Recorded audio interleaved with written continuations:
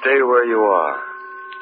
Do not break the stillness of this moment, for this is a time of mystery, a time when imagination is free and moves forward swiftly, silently. This is the Haunting Hour.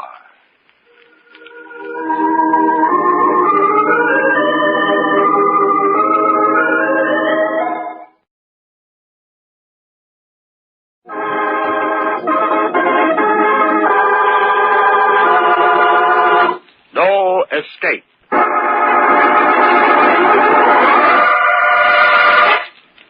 Considerable imagination enters into the planning of the supposedly perfect murder. Considerable imagination is used so that time, place, alibi, and evidence are dealt with conclusively. Yet the most important piece of evidence that can expose the murderer and his crime is most often left intact. His imagination. His mind. 8 o'clock of a foggy April evening. Paul Perry, in his penthouse apartment overlooking a backyard of rubbish and the East River, is very busy tonight, planning murder. Simple murder. First, he prepares his props. A chair is in the way. An end table obscures the path just a little. And that floor lamp might be turned over and broken, and he's rushed to the window. The window. That's right. The window. The window through which Paul Perry will fling his wife and watch her plunge 16 floors to the yard below. Simple and final murder.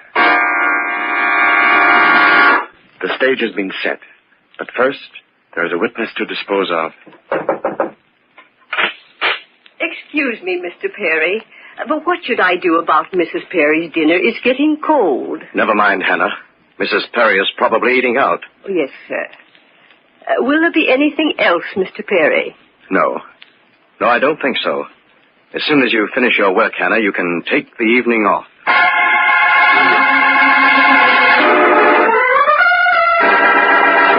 The stage has been set, but Mrs. Perry is working to foil her own murder. Wearing her gray coat and a red pork pie hat, Mrs. Perry left her penthouse apartment in the afternoon. Now it is after 8 o'clock. And where is Mrs. Perry? 4th Precinct, Homicide, Lieutenant Dugan speaking. Yeah. Okay.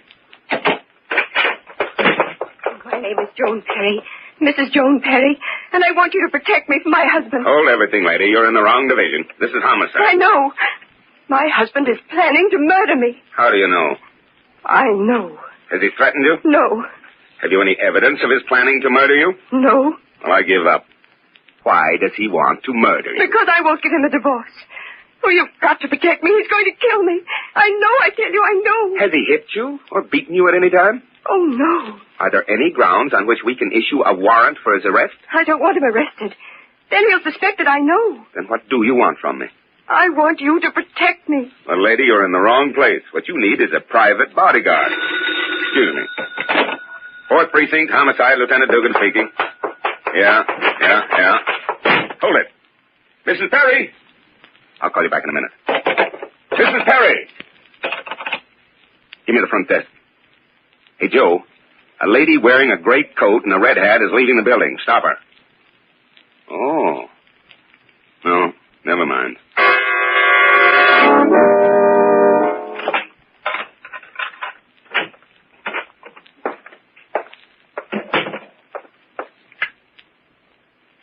Something's wrong with the switch.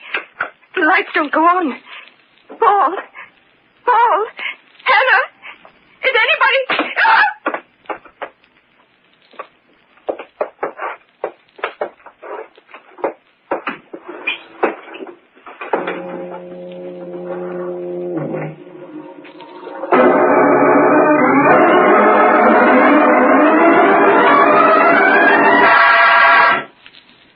Good morning, Mr. Perry. Good morning, Hannah. Well, you needn't bother with a setting for Mrs. Perry. She called last night to say that she was staying at her mother's for a few days. Yes, sir. Well, what's on the menu this morning? Orange juice, eggs and sausages, cake and coffee. Great. I'm hungry. I'll get it, Mr. Perry. It's the delivery boy from the cleaners to pick up Mrs. Perry's clothes. It's the... what? The delivery boy for Mrs. Perry's clothes. Tell the boy to come in here. Oh, you want the delivery boy in here? Yes, bring him in. Oh, yes, sir. Yes, Mr. Perry. Shouldn't have jumped down Hannah's throat like that. It's probably some mistake. Now, what's cooking, mister? You're here for Mrs. Perry's clothes? You got it the first time. Well, when did she give you the order? She was in the store first thing this morning. She came into your store this morning? That's right. Hey, what is this, a third degree? Huh? Oh, no. No. You see, Mrs. Perry is staying at her mother's for a few days, and this sounds like a practical joke. Can you describe her? No. She's kind of neat looking, and she was wearing a gray coat with a red hat, if you call that a hat. That's Joan. But last night... Look, do I get the clothes or don't I? What? Oh, you'd better come back some other time. Why didn't you say so in the first place? I haven't got all day to hang around. Maybe she's all right. Maybe she didn't get hurt. Oh, but that's ridiculous. 16 stories down to the yard and no ledges to land on while falling. But I'd better make certain.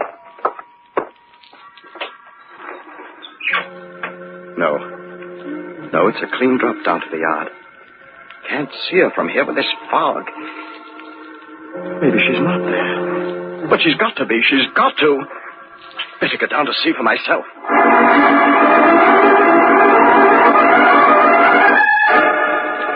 Can't see her. But she's here someplace. You just don't get up and walk away after you fall 16 floors. You don't. No, you don't. Maybe behind this box. No, she's not here. She's not here. Joan! Joan, where are you? Why are you hiding? Better watch it. I'm starting to act like a lunatic. There must be a logical explanation to all this. Maybe she fell into the river. Yes, that's it. She fell into the river and was swept away with the current.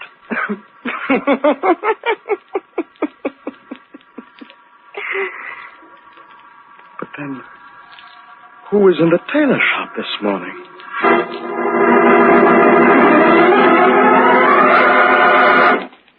Yes, Hannah? What is it? There's a man here to see Mrs. Perry. Well, did you tell him she's away for a few days? He says that Mrs. Perry made an appointment to see him here. Where is he? In the foyer. All right, tell him I'll see him. Yes, sir.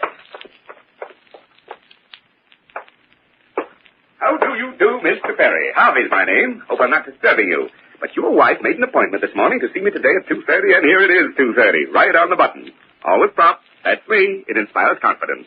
You saw my wife this morning? Just missed her by a few minutes. I get to my office at 10 every morning, right on the button. Always prompt, but yes, I was a little late this morning. Well, then, with whom did she make that appointment? My secretary took care of the details.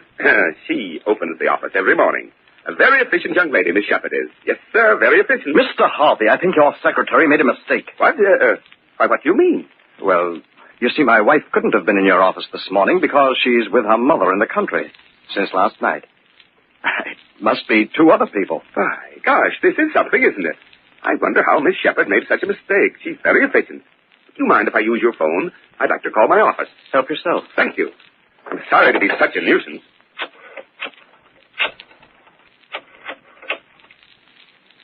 Hello? Miss Shepherd? Harvey speaking. I'm checking on that 2:30 appointment you arranged for me this morning. There seems to be some misunderstanding. Yes? Yes, Mrs. Perry. And the address? By gosh, that's right. Just a moment. Well, Mr. Perry, my secretary just confirmed this meeting. She herself spoke to your wife this morning. Ask her to describe Mrs. Perry. Well, Miss Shepherd, what did this Mrs. Perry look like? Yes, young, good-looking, wearing a gray coat and a red hat. Just a moment. Anything else, Mr. Perry? No. That's all, Miss Shepherd. I'll be back at the office within the hour. Goodbye. Oh, I'm calling my wife at dinner time, and I'll ask her about it. Sorry that you had to come here on a wild goose chase. Oh, it's all in the day's work. Oh, by the way, if you should ever want to get in touch with me, here's my card. Good day. Frank Harvey, broker. Life insurance. Accident insurance.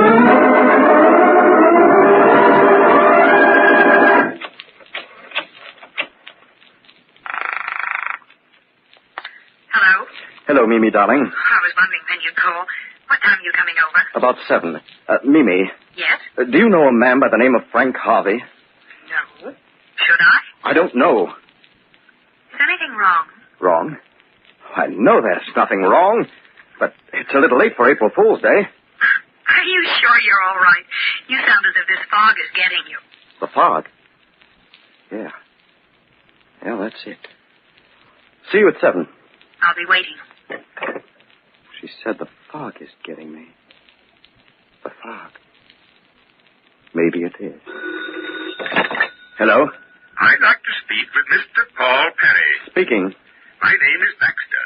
I'm the credit manager at the Mapleton department store. Very interesting. There's a Mrs. Perry here, and she wants to open a charge account with us. She There's told... who? Mrs. Perry. Mrs. Joan Perry. And she's in the store now? Why, certainly. What does she look like? I beg your pardon? Describe her. What's she wearing? Just a moment. She's wearing a gray coat and a red hat. Keep her there. Don't let her get away. I'll be right over.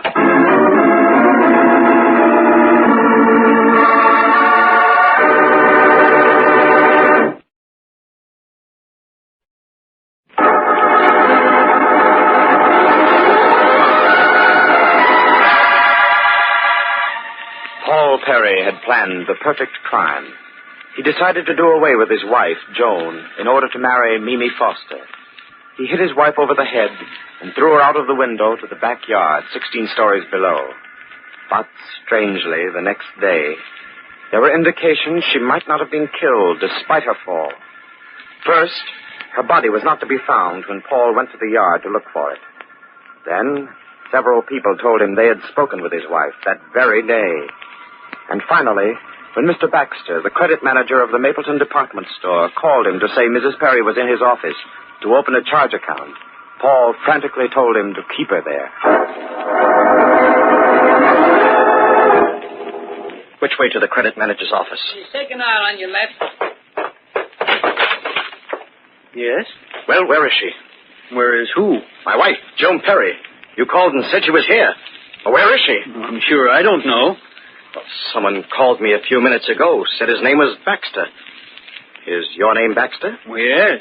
But I didn't call you. It's a trap. That's what it is. A trap. And I walked right into it. But who wants to trap me? Who? That man on the phone said his name was Baxter. It wasn't Baxter. But whoever he is, he can't know anything. Say, maybe I didn't get a phone call from Baxter. Maybe I'm just letting my imagination run away with me. Yes. Yes, that's it. No one called. No one. It's a delivery boy from the cleaners to pick up Mrs. Perry's clothes. Look, do I get the clothes or don't I? Harvey's my name. Your wife made an appointment. Always prompt. That's me. Stop it! Stop it! I've got to get hold of myself. I can't give myself away to Mimi.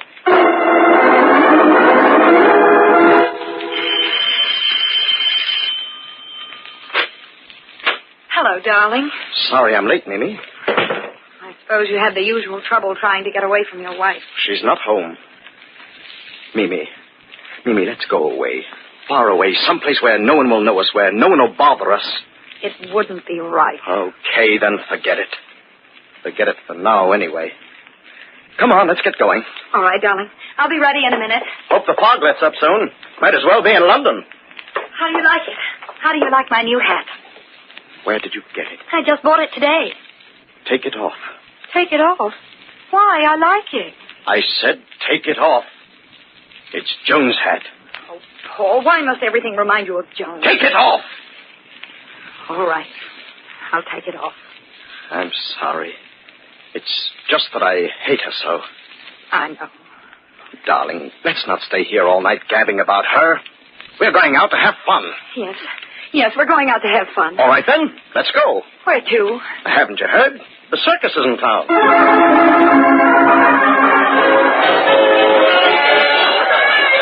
I haven't had such fun since I was a kid. I'm glad. Darling, we'll always have fun, won't we? Of course, dear. Why did you ask? Nothing or nobody will stand in our way. Now stop being morbid. Come on, I want to see the sideshows. Hello, Mimi. What? Frank, how are you?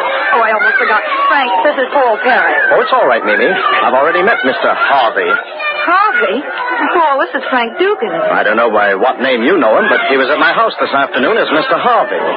Oh, by the way, Mr. Harvey, did you sell many insurance policies today? Look, Paul, a joke's a joke. Just a minute, Mimi.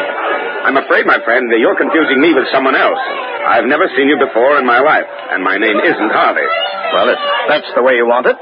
Pleased to meet you, Mr. Dugan. Same here. Well, I have to look for my friend. Call me, Frank, when you get a free moment. I will, Mimi. Goodbye. Goodbye, Frank.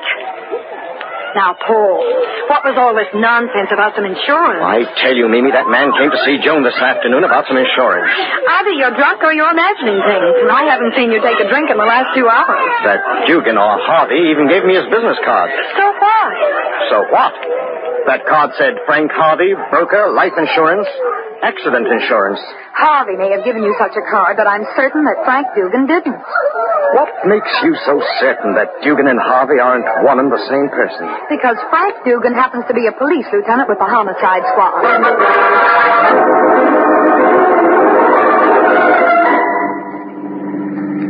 You've been acting strangely all evening. Strangely? Please, darling, don't nag. Oh, I'm sorry. It's just that I'm worried. What about? You silly. There's nothing to worry about. I hope you're right. Maybe I'm imagining things. Maybe I never saw Harvey. But he gave me that business card. At least I think he did. That card. I must get that card. It's in my blue suit, I think. And I've got to get rid of Mimi. I've got to get home and find that card. Thanks for taking me home, darling. I'll call you in the morning. You're so abrupt. It's as if you're anxious to get rid of me. I've got to get home. Good night, Mimi.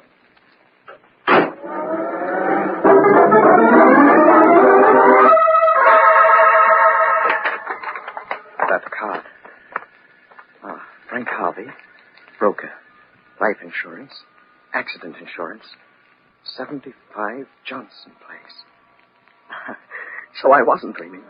I wasn't having nightmares. For a while I was beginning to doubt my own sanity. But here it is, all right. And now to find the house. 75 Johnson Place.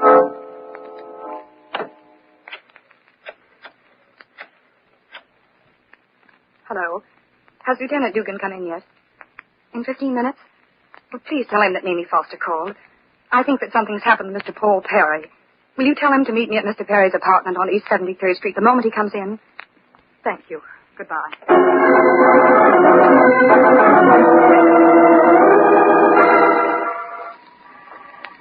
Hey, buddy, you help a fella out? What's that? I ain't had nothing to eat all day, mister.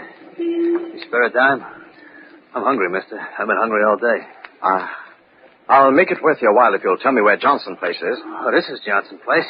What number? 75. Yeah, that's it. That's right along here. Come on, I'll show you, mister. Yeah, that's 67, 71.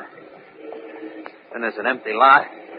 Yeah, and it's right here. This 79. There is no 75. Maybe it's on the other side of the street. No, there's nothing on the other side of the street. Empty spaces, only empty spaces.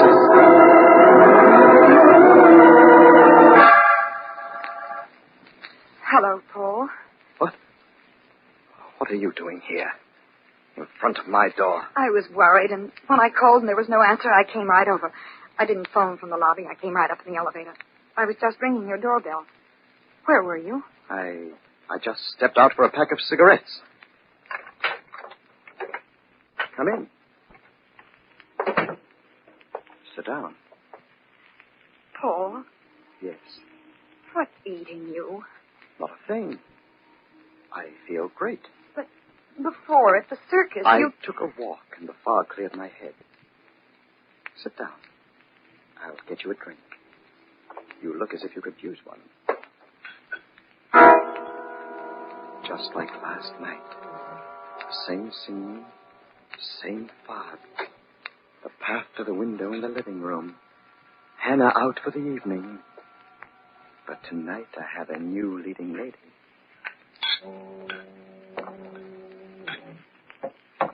Well, what shall we drink to? Let's toast your quick divorce and our happy marriage. Very nicely put. And I drink to you, my sweet little double-crossing wench. You dropped your drink, my pet. I'm going home. You're drunk. You're not going home. Sit down. What do you want? This is goodbye, Mimi. Well, that suits me fine. Goodbye. Sit down. You don't understand. This is goodbye. Curtains. Fade out. No. No. Dugan can't help you now. Nobody can. Nobody helped Joan last night. Joan? Where were you watching from when she went out the window? Oh! Go on. Go on. Yell your head off. You'll never be heard above those river noises. Paul, I don't want to die. Oh, it doesn't hurt. Ask Joan. She'll tell you. Oh. It's as easy as falling off a log. Only this way it's falling out the window. And you've got a farewell symphony. Listen. That's beautiful music. Why? Why do you want to kill me? Because you're the only witness to last night. No. Because you're trying to throw me over for Dugan. No. Because you're going to turn me in so that I can't stand in your way. No. Because I killed for you in the first place. No, that's not true. I didn't know about Joan until you told me, and I love you, you poor fool. I love you. You lie. I don't believe It's you. the truth. You think you can trick me again like you've been doing all day? I don't know what you're talking about. First with the cleaners, dressing up as Joan, then getting Dugan to pose as a phony insurance salesman. No, tonight at the circus was the first time I'd seen Frank in a month. Ha, it's a shame. You would have made a great actress. You've got to believe me. I'm telling the truth. No, please. Paul, no! I got here just in time. Frank, he suddenly went crazy. No, he didn't. He's as sane as you are, Mimi. Wait till I put the cuffs on him. And he's not dead. No, I'm not dead. Well, that'll keep you, Perry. You're under arrest. I'll sue the state for this. Oh, no, you won't. Murder is a tough rap to beat. You're crazy. You can't prove murder without the corpus delicti. Mrs. Perry, or what there's left of her, is on a slab at the morgue. I was too late last night. But she jumped. Just as Mimi almost jumped. No good, Perry. Besides, I heard your confession. Frank, how did you know? We expected this second attempt at murder. We couldn't prevent the first, but you weren't in any danger, Mimi. We knew exactly what he would do, step by step. We planned it so. What do you mean? We knew he killed his wife, but we needed a confession. So we worked on the only part of him we knew would be vulnerable, his mind. No matter how well planned a murder may be, the murderer can't escape himself. No matter how you look at it, there's no escape.